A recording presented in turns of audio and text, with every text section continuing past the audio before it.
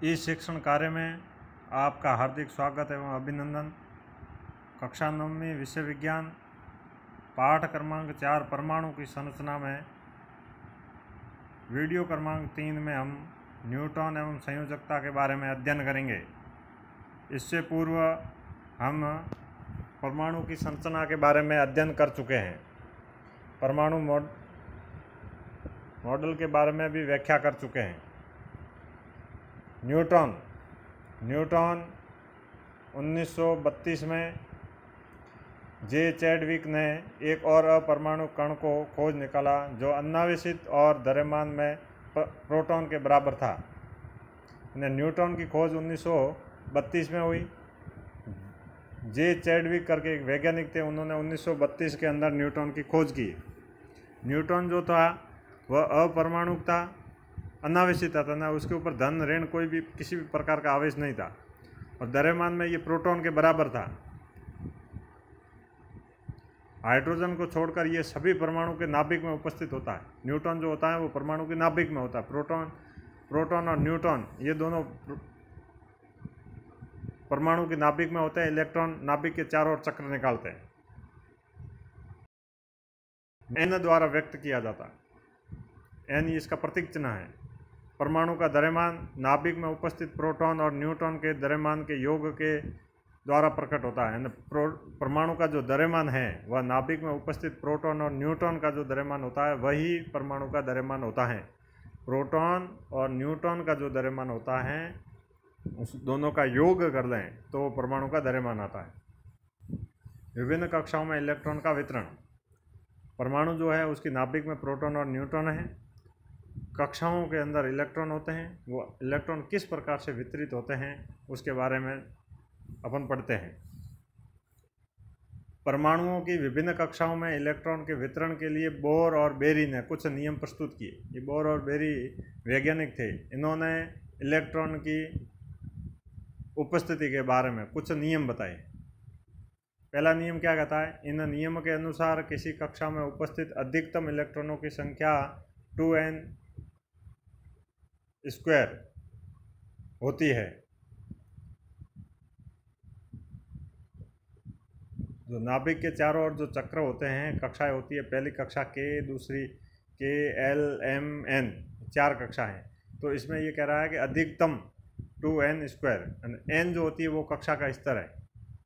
कैसे? पहली कक्षा में K जिसको बोलते हैं, K कोष में इलेक्ट्रॉन कितने होंगे? तो 2 × 2n² का 2 × n पहली कक्षा है तो 1 हो गया और स्क्वायर 2, तो बराबर कितना आ गए? K कक्षा में अधिकतम 2 इलेक्ट्रॉन होंगे। इसी प्रकार से L दूसरे नंबर की कक्षा है, इसलिए 2 तो है ही, इंटू 2², तो कितना आ गया? 8 इलेक्ट्रॉन अधिकतम होंगे। तीसरे के अंदर 3 का स्क्वायर कर लेंगे, 2 से गुणा 3 का स्क्वायर है, 2 × 3², तो 18 हो जाएंगे इसको हल करेंगे तो। चौथे कक्ष में n जो है वो 4 नंबर का कक्ष है, इसलिए 4² n 32 हो जाएंगे। पहले में अधिकतम 2 इलेक्ट्रॉन हो सकते हैं, दूसरे और तीसरे के अंदर 8, तीसरे में 18 और चौथे के अंदर 32। सबसे बाहरी कोष में इलेक्ट्रॉनों की अधिकतम संख्या 8 हो सकती है, ये कह रहा है। किसी परमाणु के दिए गए कोष में इलेक्ट्रॉन तब तक स्थान नहीं लेते हैं जब तक कि उससे पहले वाले भीतर कक्ष में पूर्ण रूप से नहीं भर जाते हैं। पहला कक्ष भरेगा, जो K भरेगा तो ये L के अंदर इलेक्ट्रॉन आएंगे। पहले K भरेगा, उसके बाद में L भरेगा, फिर M भरेगा, फिर N भरेगा, लगातार कक्ष भरे जाएंगे। ऐसा नहीं है कि M खाली रह जाए और N के अंदर इलेक्ट्रॉन आ जाए, ऐसा नहीं हो सकता। संयोजकता। अब संयोजकता क्या होती है? परमाणु की विभिन्न कक्षाओं में इलेक्ट्रॉन किस प्रकार व्यवस्थित होते हैं? किसी परमाणु की सबसे बाहरी कक्षा में उपस्थित इलेक्ट्रॉनों को संयोजकता या इलेक्ट्रॉन कहा जाता है। संयोजकता इलेक्ट्रॉन कहा जाता है। परमाणुओं की जो कक्षाएं होती हैं उसके सबसे बाहरी कक्षाओं के अंदर K, L, M, N बाहरी कक्षाओं के अंदर जो इलेक्ट्रॉन होते हैं वो किस रूप में व्यवस्थित होते हैं, वह उसकी संयोजकता इलेक्ट्रॉन कहलाते हैं। बोर और बेरी स्कीम के अनुसार किसी परमाणु का बाह्यतम कक्ष अधिकतम 8 इलेक्ट्रॉन रख सकता है। बोर और बेरी ने बताया कि परमाणु का बाह्यतम जो कोष होगा वह अधिकतम 8 रख सकता है। बाह्यतम कोष किसे कहेंगे? जिसमें इलेक्ट्रॉन भरे हुए हैं। अंत में यदि जैसे K के अंदर भरे हुए वो उसका बाह्यतम कोष है, L के अंदर भरे हुए वो बाह्यतम कोष है, जिसमें इलेक्ट्रॉन भरे हुए हैं वो बाह्यतम कोष है। उसके अंदर 8 होने चाहिए, जिसको अष्टक पूर्ण कहते हैं।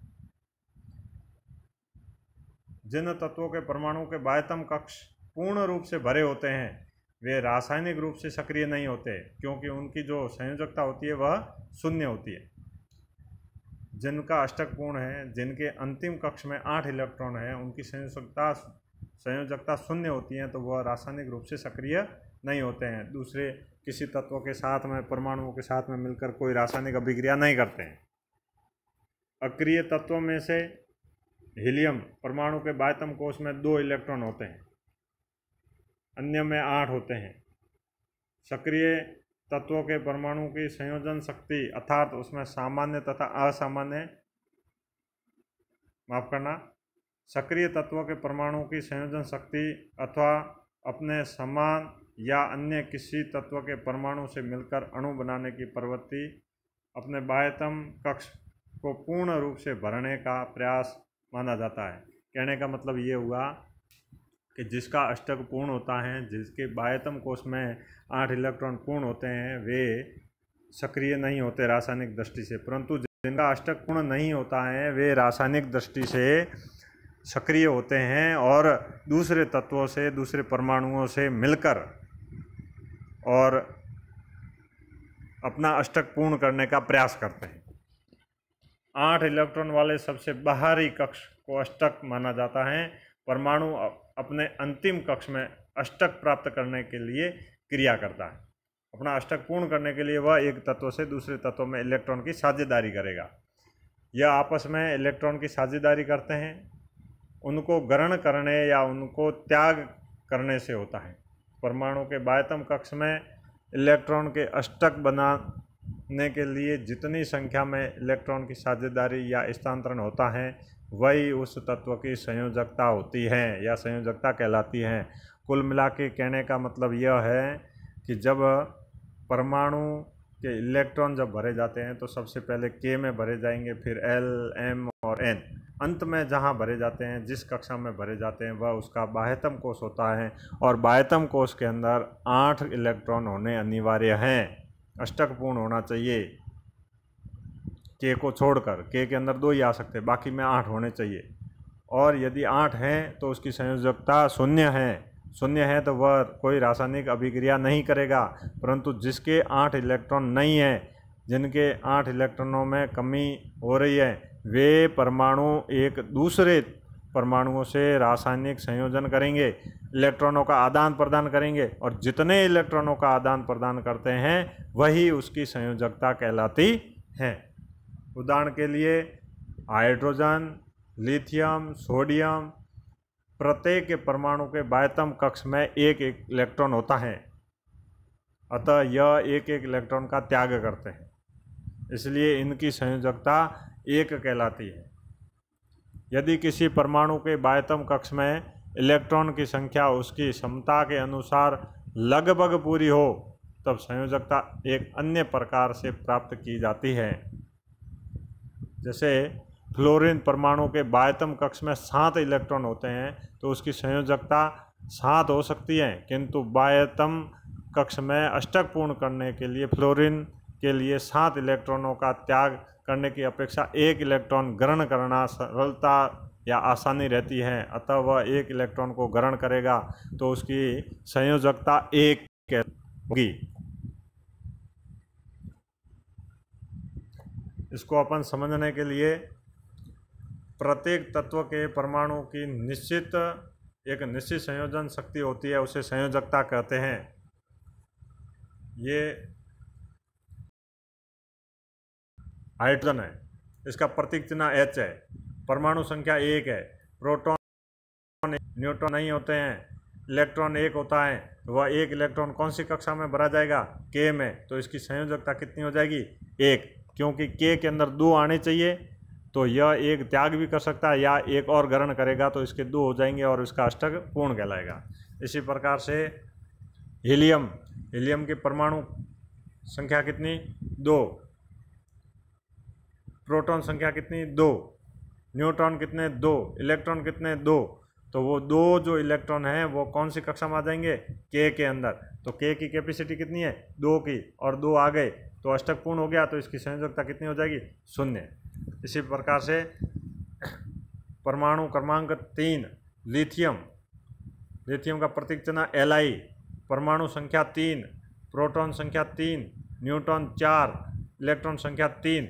3 जो इलेक्ट्रॉन है उसमें से 2 तो के के अंदर और 1 एल के अंदर, तो इसका अंतिम कोष कौन सा हो गया एल, ना कि एन, क्योंकि एम और एन दोनों खाली है तो ये इलेक्ट्रॉन कोष होते ही नहीं है। जिसमें अंतिम में इलेक्ट्रॉन भरे हुए हैं वही कोष अंतिम कोष कहलाता है। तो लिथियम के लिए अंतिम कोष कौन सा हो गया एल, क्योंकि एल के अंदर 1 इलेक्ट्रॉन भरा हुआ है, और होने एल के अंदर कितने चाहिए, कैपेसिटी कितने की 8 की, और कितने चाहिए 7। तो 7 ग्रहण करना कठिन कार्य है, 1 को त्याग करेगा तो ये कोष खत्म हो जाएगा। पीछे कौन सा कोष बचेगा, के, और के का अष्टक पूर्ण है क्योंकि 2 इलेक्ट्रॉन की कैपेसिटी है और 2 उसके अंदर उपस्थित है, इसलिए इसकी संयोजकता कितनी हो जाएगी 1। जैसे ऑक्सीजन O, परमाणु संख्या 8, तो इलेक्ट्रॉन की संख्या भी कितनी हो गई 8। देखिए परमाणु संख्या, प्रोटॉन संख्या और परमाणु क्रमांक, प्रोटॉन और इलेक्ट्रॉन, इन तीनों की संख्या समान होती है। तो जब परमाणु क्रमांक 8 है ऑक्सीजन का, तो इलेक्ट्रॉन की संख्या भी कितनी हो गई 8। इलेक्ट्रॉन के अंदर कितने भरे जाएंगे 2, पीछे कितने रहे 6, वे 6 किस में आ जाएंगे एल के अंदर। अब इसकी संयोजकता कितनी हो जाएगी, तो एल में कितने के इलेक्ट्रॉन होने चाहिए 8, और अभी कितने हैं 6, तो पीछे कितने बचे 2 इलेक्ट्रॉन ग्रहण करेगा तो इसका अष्टक पूर्ण हो जाएगा, तो इसकी संयोजकता कहलाएगी 2। इस प्रकार से ये पूरी एक सारणी दे रखी है 18 तत्वों की, 18 तत्वों की सारणी दे रखी है। इस वीडियो को रोककर इस सारणी को अपनी कॉपी में, अभ्यास पुस्तिका में उतारना है और इसको समझने का प्रयास करना।